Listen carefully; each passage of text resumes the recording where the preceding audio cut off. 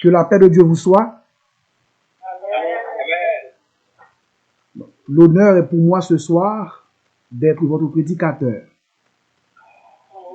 J'ai dit merci à pasteur et aussi merci à Dieu pour ce grand privilège. La prédication consiste à proclamer un message de façon à ce qu'il soit entendu. Son but est de persuader les gens de placer leur confiance en Jésus.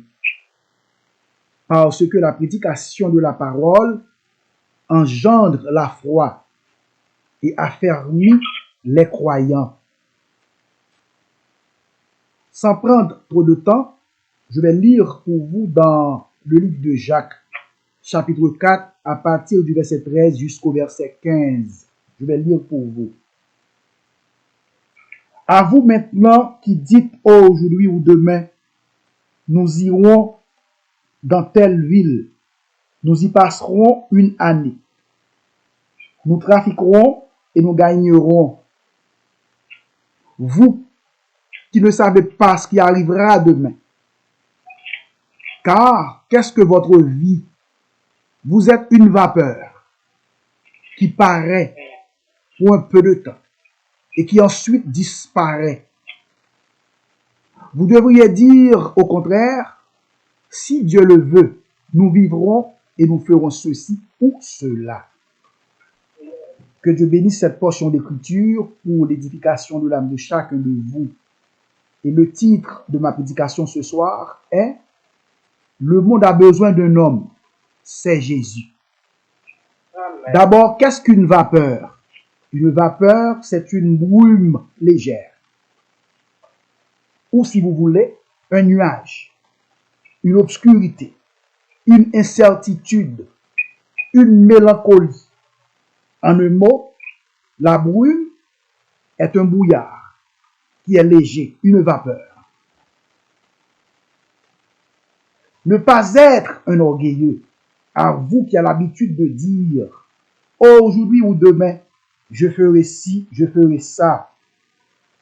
Demain, nous irons à la campagne ou en ville, nous y passerons 2 ou 3 semaines. Nous y ferons des affaires, nous gagnerons beaucoup d'argent. » Vous devriez dire, au contraire, dit le verset 15 de Jacques chapitre 4, « Si Dieu le veut, nous vivrons et nous ferons ceci ou cela. » Soyez sages, mes frères et sœurs bien-aimés. Vous ne savez pas ce qui arrivera demain et même dans 5 minutes. Prenez le soin de dire si Dieu le veut ou si Dieu me le permet, parce que demain n'est pas à vous. Je m'en souviens, il y a quelques années de cela, au travail de ma femme, une collègue lui avait demandé comment qu'elle va.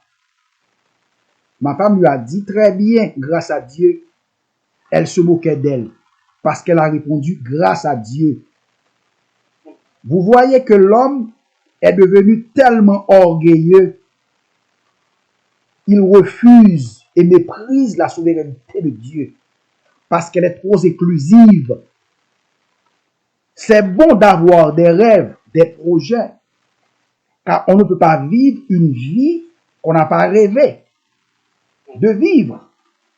Nous avons tous un rêve auquel nous passerons des jours, des mois, voire des années à réfléchir et à souhaiter était une réalité.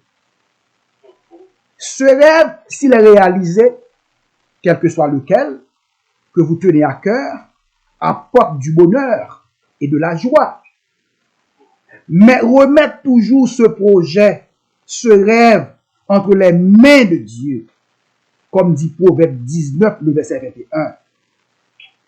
Il y a dans le cœur de l'homme beaucoup de projets, mais c'est le dessein de l'Éternel qui s'accomplit. Dans Isaïe 55, le verset 8 dit, « Le projet que forme le cœur dépend de l'homme, mais la réponse que donne la bouche vient de l'Éternel. » Encore dans Proverbe 16, le verset 9, le cœur de l'homme dirige sa voie, mais c'est l'Éternel qui dirige ses pas. Bien-aimés dans le Seigneur, c'est beau d'avoir des rêves, des projets, mais n'oubliez jamais que c'est l'Éternel qui a le dernier mot.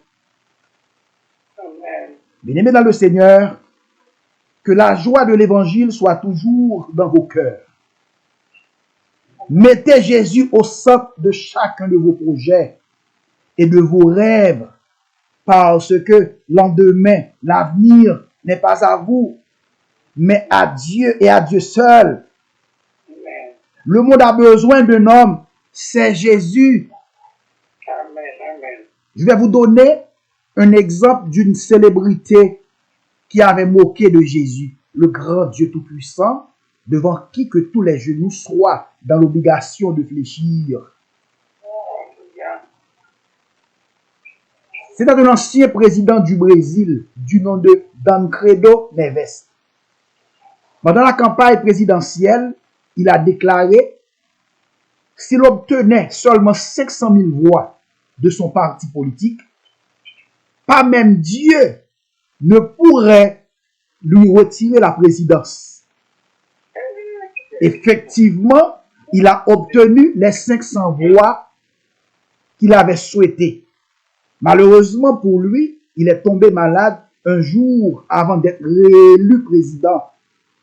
Puis il est décédé.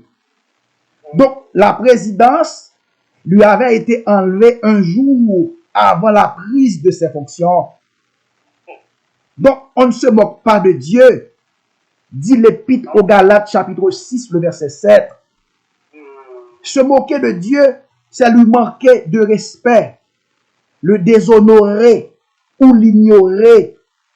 Il s'agit d'une infraction grave commise par ceux qui n'ont aucun respect pour Dieu et qui nient son existence.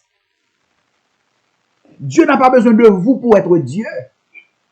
Avec vous ou sans vous, il est Dieu dans tout son compartiment, dans toute son intégralité. C'est vous qui avez besoin de Dieu pour être quelque chose. Dieu est autosuffisant à lui-même. La vie est drôle et encore plus drôle sans Dieu. Je vais vous donner un autre exemple classique. Vous vous sentez bouleversé. Vous avez des ennuis. Vous avez un faim de loup. C'est facile de résoudre ce problème avec votre argent. Vous vous rentrez dans un restaurant de renom en commandant un plat à votre goût. Après avoir dégusté votre plat, vous commandez un dessert. Après, un verre de champagne, un verre de vin, un verre de jus ou un verre d'eau. Votre ventre est bien rempli, mais le vide est toujours là.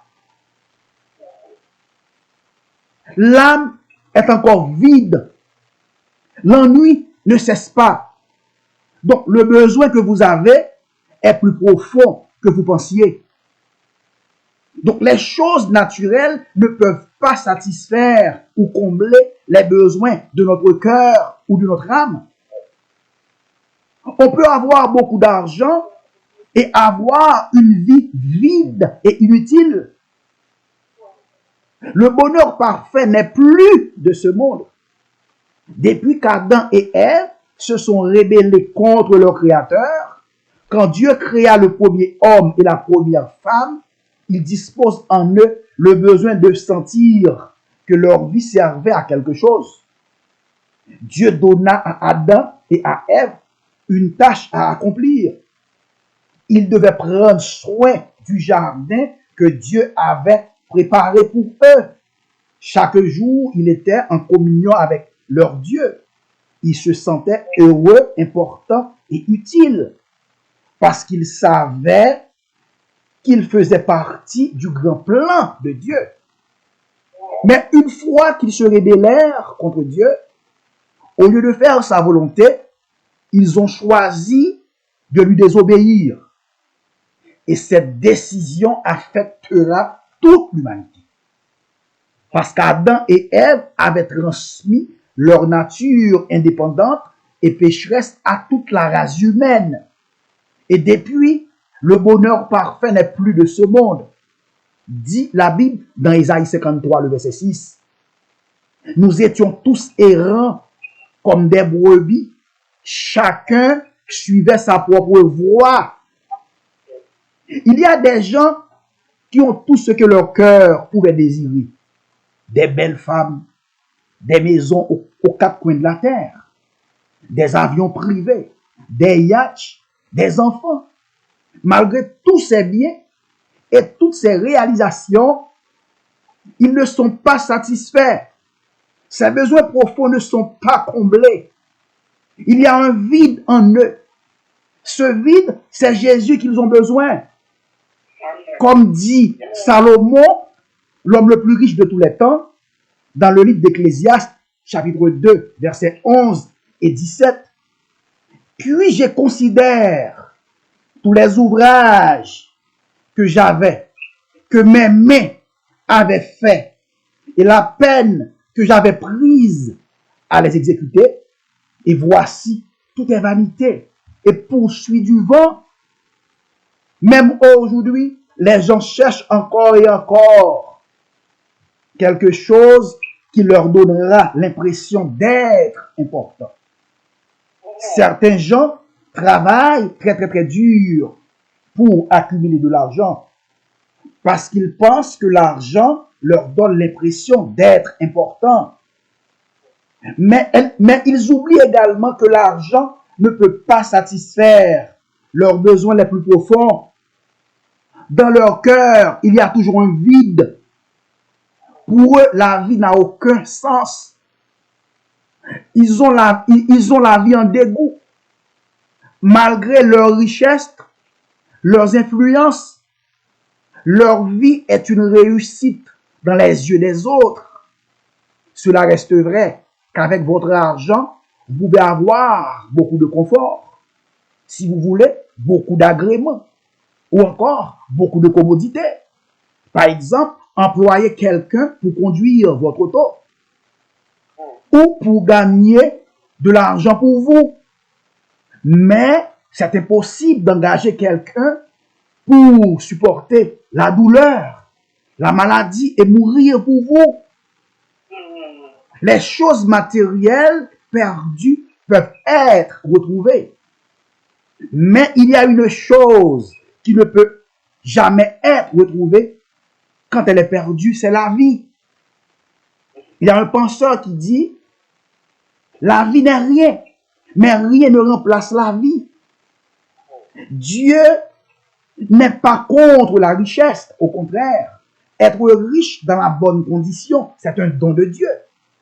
Mais il ne faut pas que votre richesse soit devenue votre Dieu et un handicap, une barrière pour votre âme. Comme dit la Bible, le monde passe et sa convoitise aussi. Mais celui qui fait la volonté de Dieu demeure éternellement. Jean 2, le verset 17. Sans Jésus, la vie sur terre est absurde. Il y a un penseur qui dit quelque chose que j'aime beaucoup. Il dit que l'homme moderne croyait qu'en se débarrassant de Dieu, il se libérait de tout ce qui l'étouffait et le contraignait. Mais au lieu de cela, il découvrit qu'en tuant Dieu dans sa vie, il n'avait réussi qu'à se rendre orphelin. Car si Dieu n'existe pas, alors la vie de l'homme est absurde. Contrairement aux affirmations faites par les athées au travers des siècles, l'homme ne peut pas vivre sans Dieu. Il peut avoir une existence mortelle sans admettre l'existence de Dieu, mais pas sans sa présence. En tant que créateur, Dieu est à l'origine de la vie humaine. Dire que l'homme peut exister sans Dieu revient à dire qu'une montre peut exister sans horloger, qu'un pot peut exister sans le potier, ou une histoire sans auteur. Dieu, nous devons notre existence à Dieu qui nous a créés à son image. Genèse 1er, le verset 26. Notre existence est contingentée de la volonté de Dieu. Que nous reconnaissions son existence ou non. En tant que sauveur, Dieu donne la vie éternelle à ceux qui croient. En Christ est la vie qui est la lumière. Jean 1er, le verset 4. Jésus est venu pour que nous ayons la vie en abondance. Jean 10, le verset 10. Donc, toute la création est maintenue en existence par la puissance de Jésus-Christ. Colossiens 1er, le verset 17. Et soutient même ceux qui le rejettent, car il fait lever son soleil sur les méchants et sur les bons, et il fait pleuvoir sur les justes et sur les injustes. Matthieu 5, le verset 45.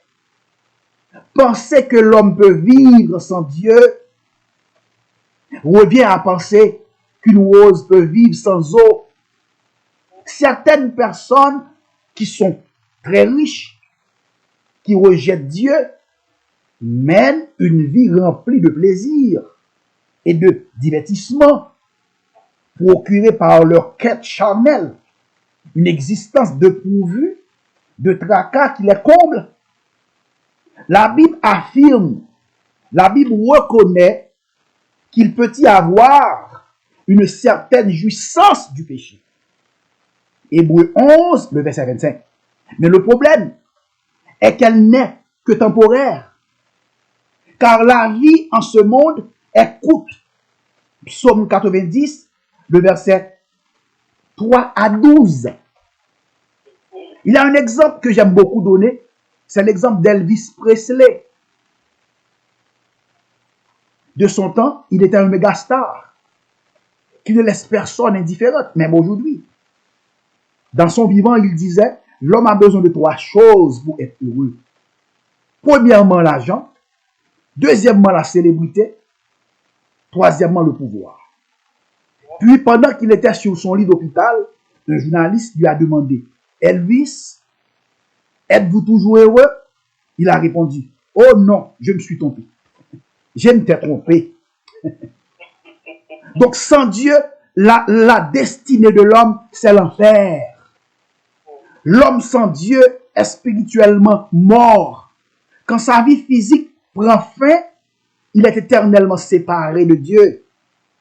Dans l'histoire de l'homme riche et de Lazare, racontée par Jésus lui-même, dans Luc 16, le verset 19 à 31, l'homme riche avait vécu une vie agréable, dans le luxe, sans penser à Dieu.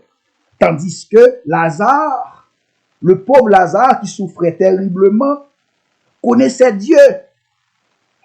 Ce n'est qu'après leur mort respective que les deux hommes ont vraiment compris l'importance capitale des choix qu'ils avaient faits tout au long de leur vie. L'homme riche a pris conscience trop tard que la vie ne se résume pas à une quête de richesse, tandis que Lazare était consolé au paradis. Pour les deux hommes, la courte durée de leur vie terrestre n'était rien par rapport à la destinée éternelle de leurs âmes. L'homme, ses jours sont comme l'herbe. Il fleurit comme la fleur des champs. Lorsqu'un vent passe, elle n'est plus. Et le lieu qu'elle occupait ne la reconnaît plus. Mais la bonté de l'Éternel dure à jamais pour ceux qui le craignent. Sa miséricorde pour les enfants de leurs enfants, pour ceux qui gardent son alliance et se souviennent de ses commandements, afin de les accomplir. Psaume 103, le verset 15 à 18. Donc, que le riche, au contraire, se glorifie de son humiliation, car il passera comme la fleur de l'herbe. Vivre heureux ne dépend pas de la richesse.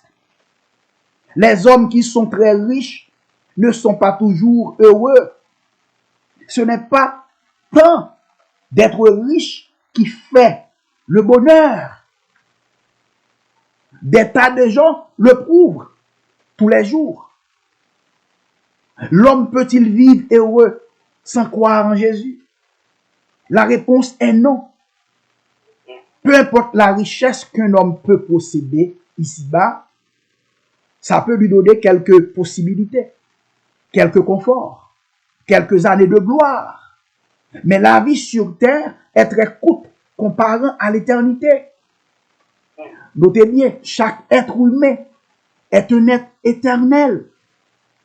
Maintenant, c'est à vous de choisir où vous allez passer votre éternité, soit avec Christ dans la gloire éternelle, ou sans Christ dans la souffrance éternelle, là où il y aura des pleurs et des grincements de dents, pour toujours. Parce que présentement, si on prend connaissance des journaux que lit-on, des bruits de guerre, des assassinats, les plus grands avalent les plus petits. L'homme devient un loup ravisseur pour l'homme.